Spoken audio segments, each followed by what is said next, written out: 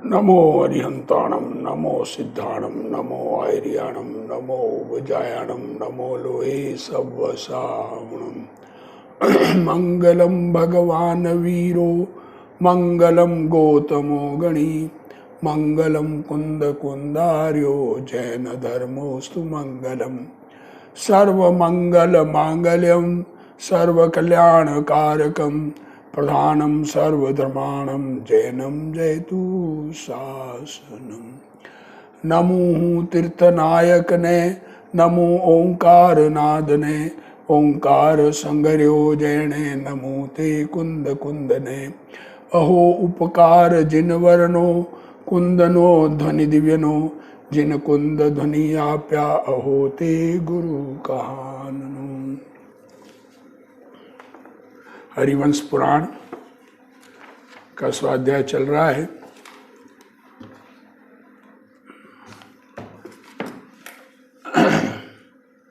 दूसरा अधिकार, पहले अधिकार में 3 लोक का वर्णन, काल चक्र का वर्णन और आदिनाथ भगवान के पंच कल्याणक भरत चक्रवर्ती का वर्णन। ये सब 3 काल पूरे हुए, उत्तम भोग भूमि, मध्यम भोग भूमि, जगन्य भोग भूमि। उसके बाद आदिनाथ भगवान का अवतार का वर्णन किया। अब दूसरा अधिकार शुरू करते हैं। जो हरिवंश कैसे हुआ उसका कथन आएगा। राजाओं के वंश की उत्पत्ति, देखो वंश की उत्पत्ति कैसे हुई, क्योंकि पहले तो भोग भूमि थी। भोग भूमि में कोई वंश आदि नहीं होते, सब इंडिविजुअल अपने अपने जोड़े होते हैं और अपने अपने कल्प वृक्ष होते हैं। सब उनसे अपना भोग, जो खाना पीना रहना आदि चाहिए वो, और भोग दोनों पति पत्नी जोड़ा ही जन्मता है। पति पत्नी रूप से बाद में पति पत्नी बन जाते हैं बड़े होके, और वो साथ ही जीवन गुजारते हैं। इसलिए वहाँ कोई ऐसा परंपरा नहीं, इतनी कसाई भी नहीं कि कोई कंट्रोल करने वाला चाहिए, कोई राज चाहिए, कोई व्यापार चाहिए, कुछ भी चाहिए नहीं। तो आदिनाथ भगवान से फिर जब भोग भूमि समाप्त हुई तो सूर्य चंद्रमा दिन रात बने। कुलकरों का 14 कुलकर हुए। उन कुलकरों ने एक एक चीज बताई। पशु जो पहले शांत रहते थे, भोग भूमि के पशु, वो क्रूर होने लगे, और उनसे बचाव आदि का उपाय कैसे रहना। फिर खेती, आदिनाथ भगवान ने 80 कृषि का उपदेश दिया। भगवान ने नहीं दिया, जब राजा थे तब दिया, और भगवान ने फिर भगवान का को केवल ज्ञान होने पर धर्म की शुरुआत हुई, और धर्म तीर्थ की शुरुआत होके बहुत जीव मोक्ष पधारे। बहुत सी जीवों ने अपना कल्याण किया। भरत चक्रवर्ती आदि हुए, उनका सब कथा की, बाहुबली की कथा की। अब ये अधिकार में हरिवंश पुराण कहना चाह रहे हैं, तो राजाओं के वंश कैसे हुए उसकी कथा ये कह रहे थे।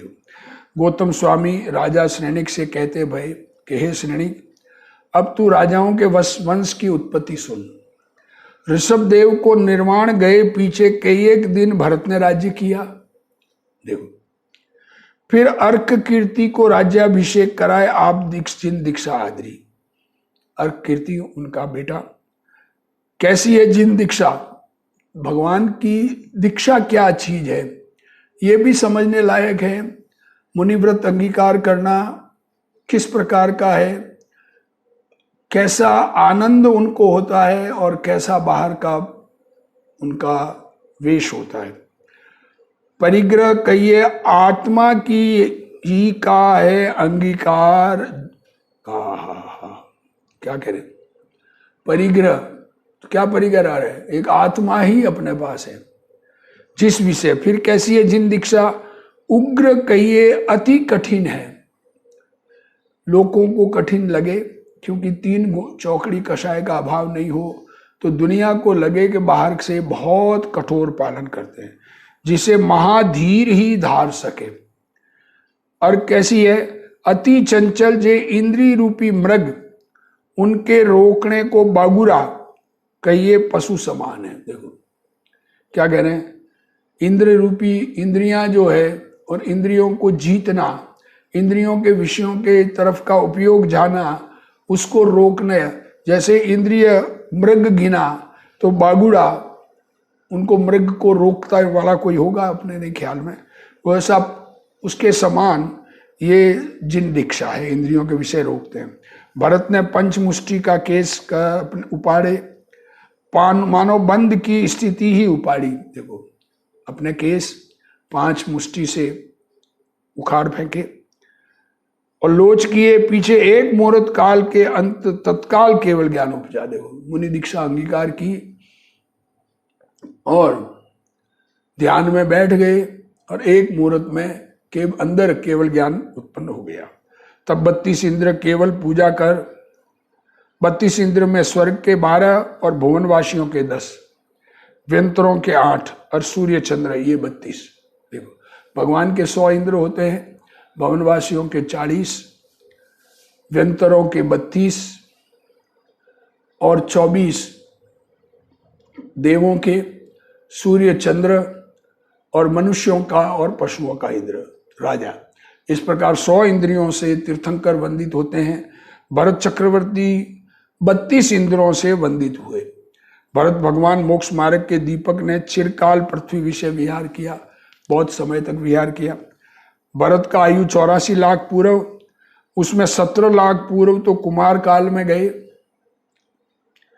6 लाख पूर्व चक्रवर्ती पद में रहे और लाख पूर्व केवल पाए पीछे पृथ्वी पर विहार कर जगत के जीव संबोधे। देखो क्या कह रहे हैं, 17 लाख पूर्व कुमार अवस्था में,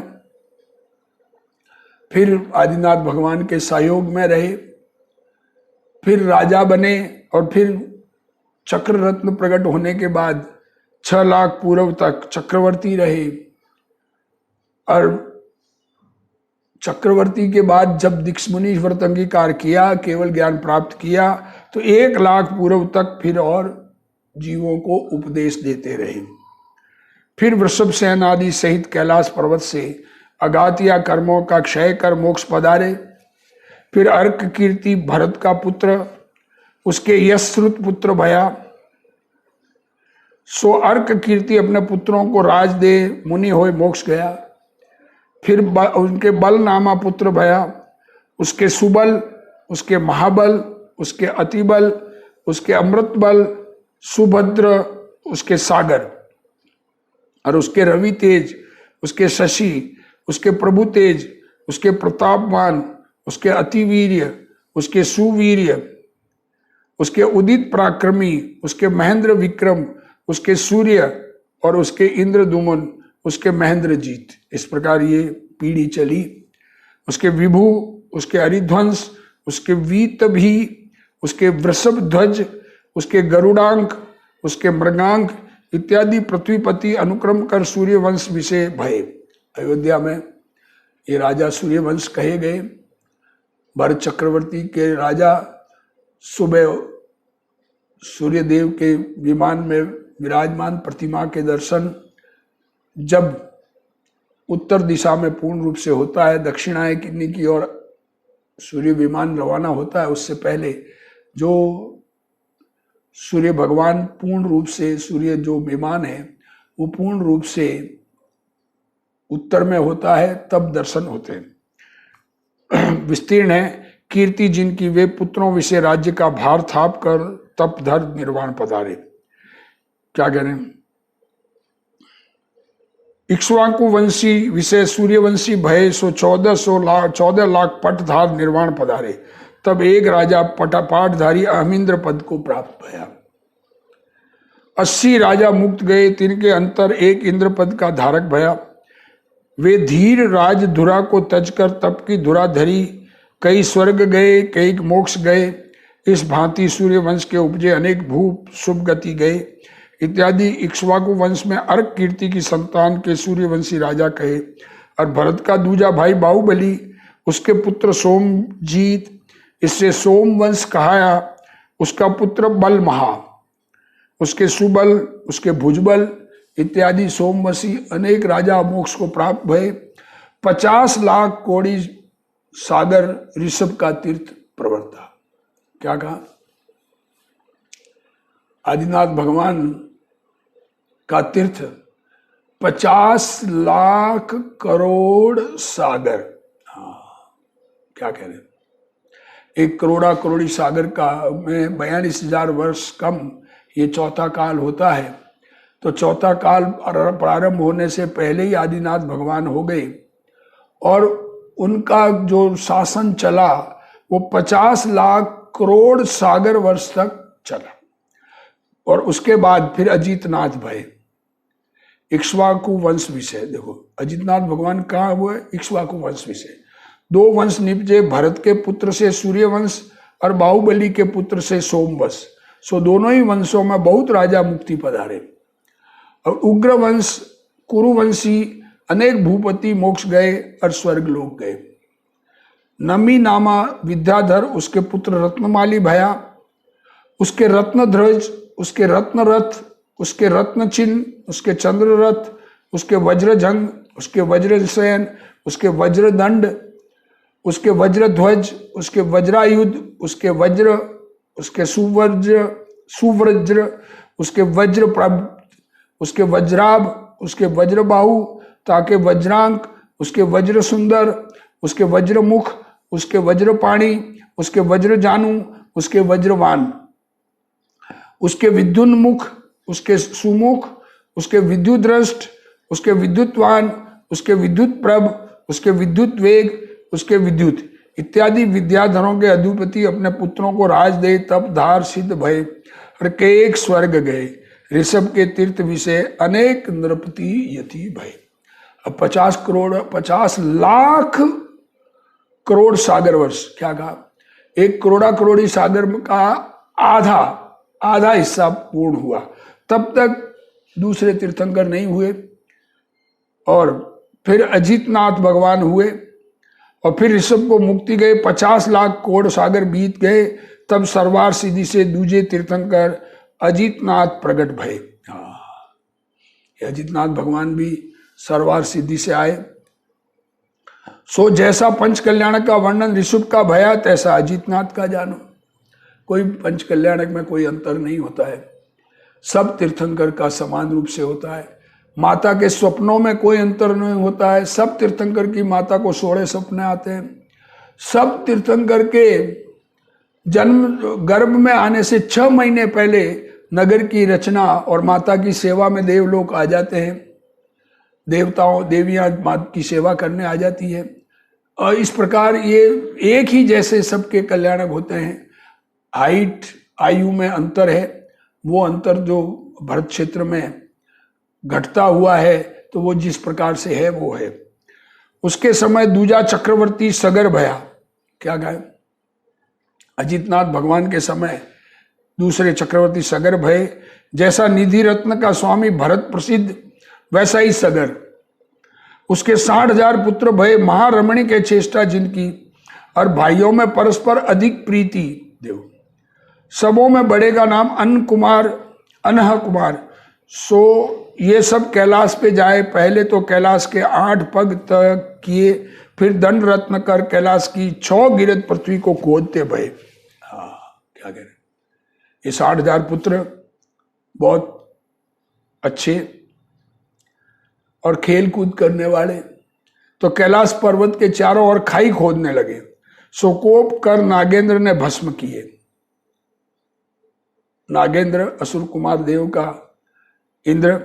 तब सगर चक्रवर्ती संसार की वृत्ति का वेता पुत्रों का शोक तज अजितनाथ के समीप गए, जिन दीक्षा धर कर्मों का नाश कर सिद्ध लोग भय।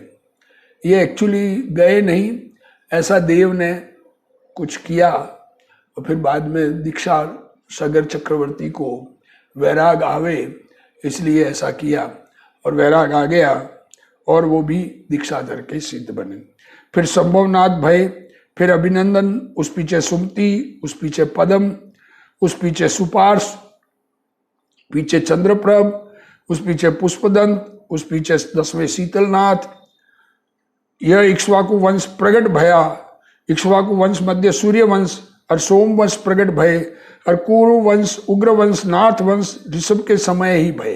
ये उस समय हुए। ऋषियों के समूह ऋषभ ही से प्रवर्ते। इस तरह क्षेत्र भरत क्षेत्र विषय सागर 18 कोड़ा कोड़ी भोग भूमि प्रवृत्ति, उस विषय महाव्रत अणुव्रतों की प्रवृत्ति न भई और वर्ण आश्रम न भये, ऋषभ के समय से क्षत्रियों के वर्ण भये, और यति श्रावक के धर्म विस्तरे, और भूमि गोचरियों के और विद्याधरियों के वंश में तुम्हें कहे। ये वंश की बात की, क्योंकि जिस समय भोग भूमि थी तो 3 ये काल और 3 उत्सर पीढ़ी के, ये 6 काल के कुल काल होता है 18 करोड़ सागर वर्ष। वो सब भोग भूमि का काल था। उस समय कोई राजवंश आदि थे नहीं, और उस आदिनाथ भगवान से ये 3 गोत्र थापे, उन्होंने 3 वर्ण किए, क्षत्रिय, वैश्य और शूद्र। मतलब इसका अर्थ है रूलिंग कास्ट, ट्रेडिंग कास्ट और वर्किंग कास्ट। और पूज्य बनाने के लिए भरत चक्रवर्ती ने ब्राह्मण स्थापन किए। इस प्रकार ये रहा। और विद्याधर जो विजयार्थ पर्वत के उत्तर दक्षिण दिशाओं में रहते नगरों में हैं, उन विद्याधरों के वंश का भी यहाँ पर उल्लेख किया, क्योंकि 2 नमी विनमी वहाँ विद्याधरों के राजा स्थापित किए, और वो राजवंश उनका भी चलता रहा। इस भांति गौतम गणधर राजा श्रेणिक से कही, और शीतलनाथ के समय हरिवंश प्रगट्या। देखो ये चलता गया। अब हरिवंश शीतलनाथ के समय हुआ, उसकी कथा कहूँ हूँ सो सुन। ये हरिवंश, जिस हरिवंश का ये पुराण है, उसकी कथा अब कह रहे हैं। कैसा है शीतलनाथ का समय? शुद्ध कहिए पवित्र है, और उज्जवल केवल ज्ञान रूप दीपक के प्रकाश करी, भया जगत विषय निरंतर, इंद्रादिक देवों का आगम भया समोसरण विषय। उस समय क्षत्रियों के वंश विषय हरिवंश प्रकटा, सो जैसा जिन शासन विषय सत्य रूप वर्णन किया है, तैसा तू सुन। ये इक्ष्वाकु वंश का वर्णन 13वां सर्ग समाप्त हुआ। अब 14वां सर्ग